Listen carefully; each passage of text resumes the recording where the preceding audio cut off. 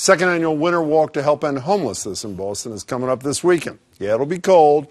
Yeah, it very well may be raining. And yes, that is the point, to walk in the shoes of the city's approximately 6,000 homeless men, women, and kids, many of whom are out on the streets day and night. Some of them will also be taking part in this weekend's event.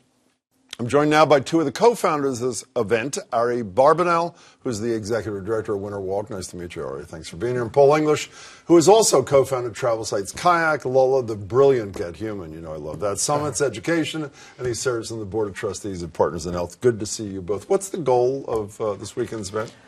The main goal is to get people to show up and think about the issue of homelessness. We want to get as many people out there thinking about it and raising funds and awareness. And by the way, I was right for it. It's not just about the homeless, it's with the homeless. I mean, the goal is hopefully it's a collaborative, cooperative walk, correct? That's right, yeah. And we also have formerly homeless that will show up and do the walk, and we have, I think, a couple of speakers that were formerly homeless. They're going to tell people about what it's like to live on the streets. And you have music at the end of this thing? I mean, it's a celebration as well as an awareness-raising thing.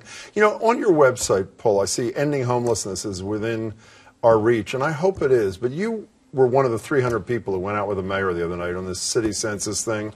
The drop is from 6628 to 6327. The good news is it's a drop. The bad news is it's a pathetically small drop. So why do you believe ending homelessness is within our reach? Well, I mean, a lot of it is raising awareness so that there's public support for increased funding, and a lot of this is around funding. The way to end homelessness is to build homes, and to build homes that have wraparound services to take care of people who have addiction issues or mental health issues. And by the way, the guy who just preceded you, Marty Walsh, in his State of the State, talked about this stuff too.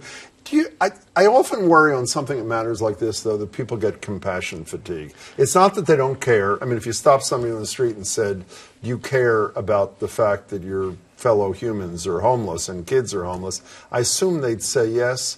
But my sense is they're more concerned that a homeless person doesn't block their access to a restaurant. Is there compassion fatigue or no? I think there is, but I think the point is to do just what you said, to recognize that's a human being and to show respect and dignity. And the fact of the matter is the line is so fine between all of us who have roofs over our head and the people we've been working with and meeting who don't. It's just the turn of a dial. Stay on that for a minute. Most people have no, I mean, we all have these either biases or preconceptions about who those 6,300 people, who are they? I mean, there's a gentleman who we're going to hear from at the walk in a video who was a successful middle-class gentleman who owned a home and had a whole life, and through some really terrible circumstances that could have happened to anyone, a fire, he lost everything, and now he lives under a tree in the South End.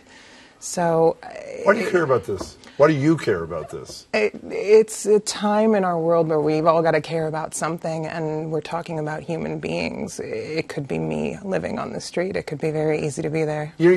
Ari said, you know, it's a time. This is a pretty coarse time, and it's a time where people feel comfortable saying horrible things about other people that we didn't feel comfortable saying, even if we thought them prior to a year ago. Does that make the task that you guys are committed to harder, or does it not? You know what I mean? I do know what you mean. I think it opens the hearts of people who do care and who fight against the rhetoric coming from D.C. right now, the anti-immigration, the racist statements coming.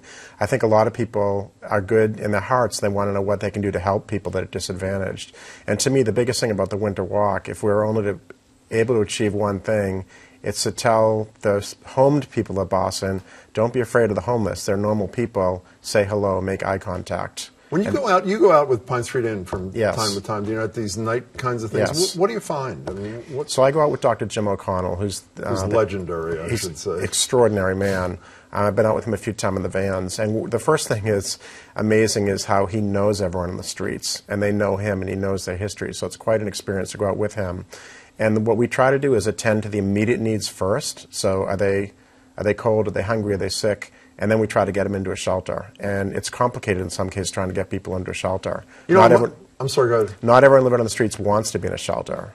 You know, I know, I've heard Lydia Downey talk about that from the Pine Street, another legendary figure. You know, I'm going to ask you, Ari, the same question I asked Sam Kennedy and Mayor Walsh. Do the people you talk to think anybody cares? I mean, I know on that day, on that moment, they know you do, and the hundreds, hopefully thousands more care as well. But in general, do they think the rest of us care about them or no? I think there's some challenging issues. I think luckily we've gathered some partner organizations, including Pine Street Inn.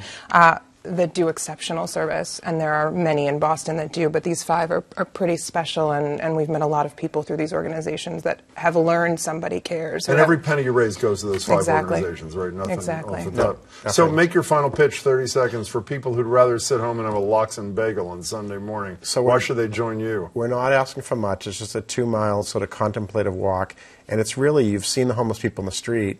You should learn a little bit about them, and that's what they'll do if they come join us on Sunday. Fabulous. Great to see you. Great to meet you, Ari. I appreciate your time, Paul. It's great to see you. Thanks, Jim. Great Good to see luck you. on Sunday. Really appreciate it. The Winter Walk is this Sunday, as we said, February 11th, on Copley Square Plaza. Registration starts at 8:30. The walk begins at 9 sharp, followed by a community breakfast. You can find more information, and I hope you do, at winterwalkboston.org.